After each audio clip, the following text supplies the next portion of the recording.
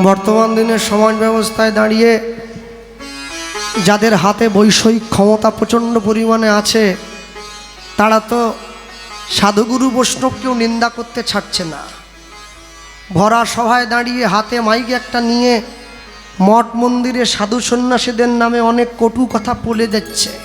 মনে রাখবেন, আজকে যে ক্ষমতার বলে আপনি সাধুগুরু বৈষ্ণবের নিন্দা করছেন, যেদিনকে আপনার এই ক্ষমতাটা থাকবে না, চলে যাবে, সেদিনকে কিন্তু আপনাকে এই সাধুদের সামনে গিয়েই দাঁড়াতে হবে। কেন জানেন? সবাই কিন্তু টাকায় বিক্রি হয় না, কেউ ভালোবাসায় বিক্রি হয়। হাতের 5টা আঙুলকে সমান করবেন নাকি? তাহলে তো দ্রোণাচার্য গিয়ে একলব্যর কাছ থেকে বুড়ো আঙুলটা না চেয়ে কোড়ে আঙুলটা চাইতো, যে কোড়ে আঙুলটা দাও।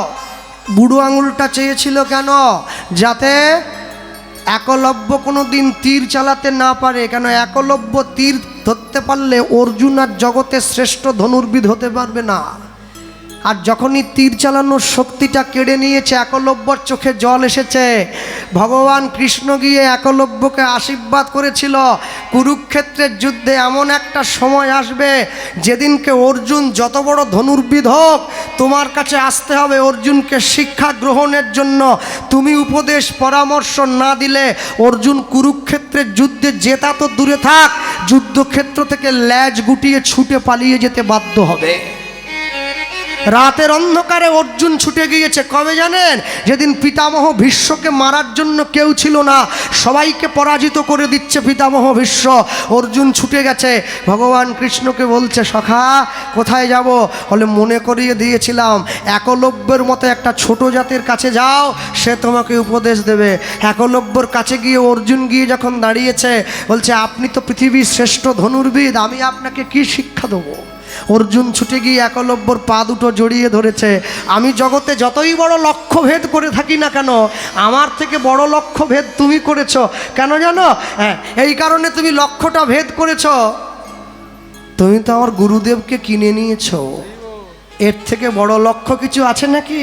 হ্যাঁ, শোনো, লক্ষ্য শূন্য লক্ষ্য বাসনা ছুটিছে গভীর আধারে, জানি না কখন ডুবে যাবে কোন অকুল গরল পাথারে। প্রভু বিশ্ব বিপদ হন্তা, দাঁড়াও রুধিয়া পন্থা, তব শ্রীচরণ তলে নিয়ে এসো মোর, মোহ বাসনা ঘুচায়ে মলিন মর্ম মুছায়ে। এই যে পিছন দিকে বসে যে মানুষটা করতাল বাজাচ্ছে, এনার কাছে আমি কীর্তন শিখি, এনে আমার কীর্তনের গুরুদেব হন।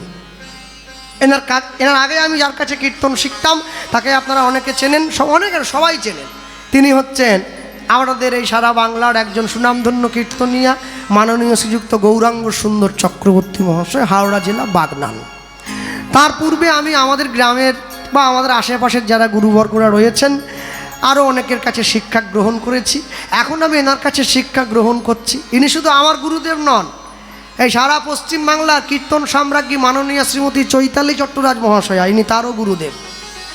তাকে 15 বছর বাড়িতে রেখে কীর্তন শিখিয়েছিলেন, এখন আমায় নিয়ে পড়েছেন। হ্যাঁ, যাক, তা আমার লক্ষ্যটাও তো ভেদ হওয়া চাই নাকি? শুধু মাছের কাঁটায় তীর ঢুকিয়ে দিলে হবে? গুরুদেবের চরণে দিতে হবে না?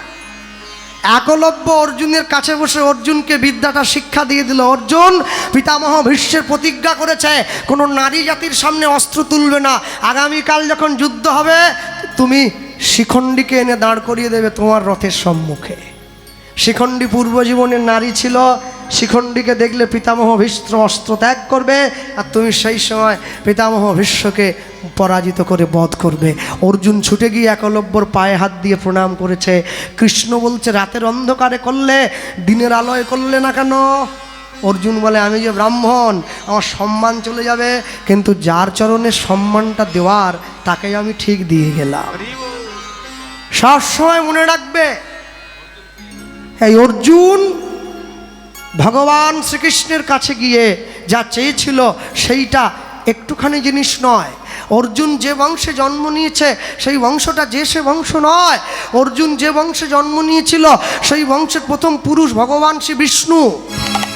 বিষ্ণুর নাভি থেকে জন্ম হয়েছে ব্রহ্মা, ব্রহ্মার পুত্র অত্রি, অত্রির পুত্র সোম, সোমের পুত্র পুত্র বুধ, বুধের পুত্র পুরুরুবা, পুরুরুবার পুত্র আয়ুষ, আয়ুষের ছেলে নহুষ, নহুষের ছেলে যজাতি, যজাতির পুত্র যদু, যদুর পুত্র কুরু, কুরুর পুত্র জন্মেঞ্জয়, জন্মেঞ্জয়ের পুত্র মনুষ্য, মনুষ্যের পুত্র শূদ্রু, শূদ্রুর পুত্র চারুকল, চারুকলের পুত্র বহুরব, বহুরবের পুত্র সংজাতি, সংজাতির পুত্র অসংজাতি, তার পুত্র রুদ্রাক্ষ, রুদ্রাক্ষের পুত্র ঋতেশু, ঋতেশুর মুস্তিনাম, মুস্তিনামের পুত্র ঋক, ঋকের পুত্র রাবিক, রাবিকের পুত্র অযুতায়ু, অযুতায়ের পুত্র অক্রধন, অক্রধনের পুত্র সহগণ, সহগণের পুত্র সমাদ্রি, সমাদ্রির পুত্র কুকু, কুকুর পুত্র যমনু, যমনুর পুত্র সুরত, সুরতের পুত্র বিদুরথ, বিদুরথের পুত্র উপরিবসু, তার ছেলে জরাসন্ধ, জরাসন্ধের পুত্র ঋক, ঋকের পুত্র রাবিক, রাবিকের পুত্র প্রতীপ, প্রতীপের পুত্র দিলীপ, দিলীপের পুত্র শান্তনু,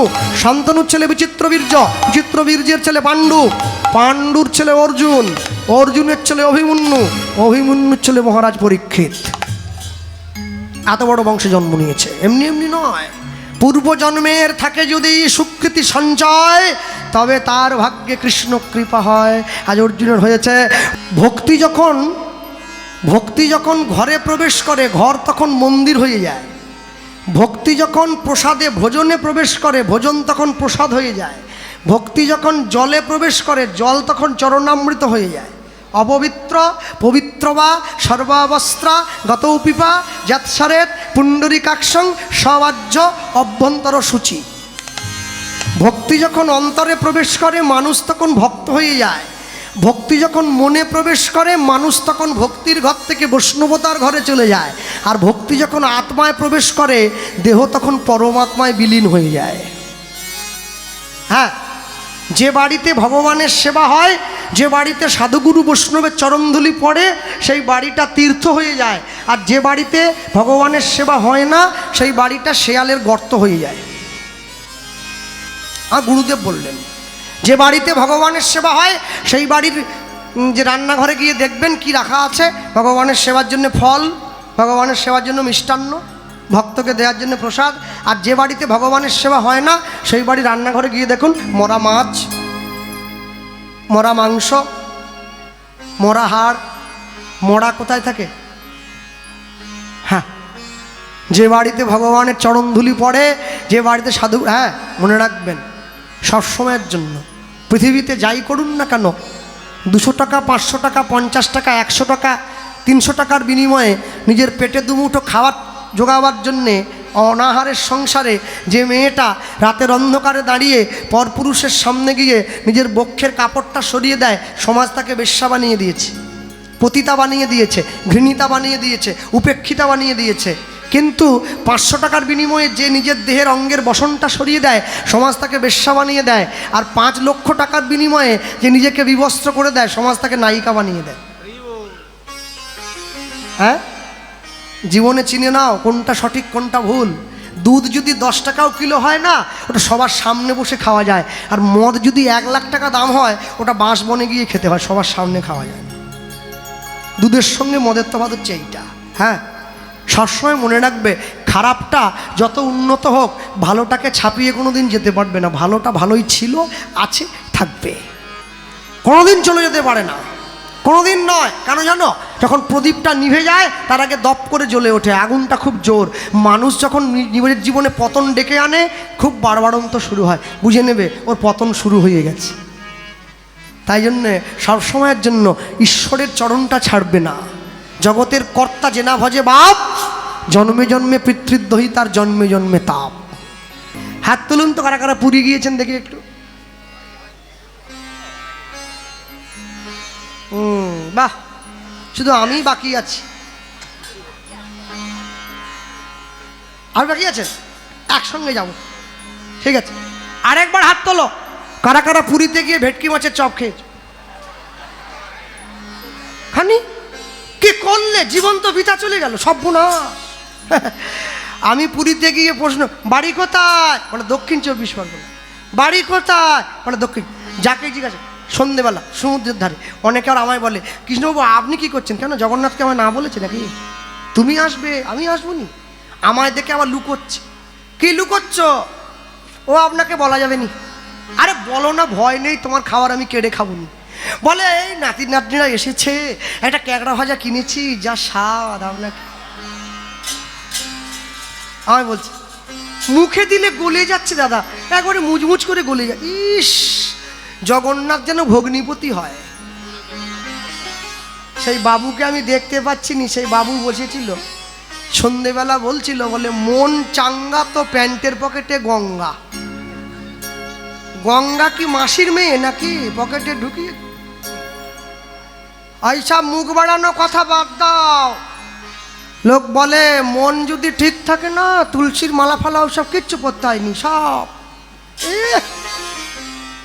তাহলে রায়পুর থানায় যে লোকটা পুলিশের চাকরি করে, কালকে সকালবেলা গামছাটা কোছা দিয়ে পুরো থানায় চলে যাবে। বড়বাবু বলে কে আবার তার পোশাক নেই কেন? বলে স্যার মন যদি পুলিশ থাকে না, পোশাক। মানুষ কত শর্টে ভগবানকে নামিয়ে নে। ওরে এত শর্ট কোন কোম্পানি বানিয়েছে আমি বলতে পারবো নি। এই যে থালা, এই যে থালা, আর এই যে গ্লাস, হ্যাঁ দুটো নকুল দানা, নকল নকল সব নকল। দুটো নকল দানা ভগবানের চরণে ছুঁড়ে দিয়ে সে কি আবদার দেখবে। হ্যাঁ, আর কালো মেয়েটার মাস্টার, আর মাস্টার জামাই খুঁজবে। একসঙ্গে চাকরি গেছে 25,000, খুঁজো নি আর। বাবা রে বাবা। হ্যাঁ, একাদশীর দিন মা তার ছেলেকে ডিম ভাজা করে খাওয়াচ্ছে। ঠাকুর মশাই বলছে কি গো মা, একাদশীর দিন ছেলেটাকে ডিম ভাজা করে খাওয়ালে মা আবার ছেলের মনে সাহস যোগায়। ও না জেনে খেলে কিছু হবে নি, খা দেখিনি। না জেনে আগুনে হাত দিলে আগুন তোমাকে পোড়াবে নি, দিয়ে দেখিনি। মানে কি কথা হচ্ছে, কি কথা হচ্ছে।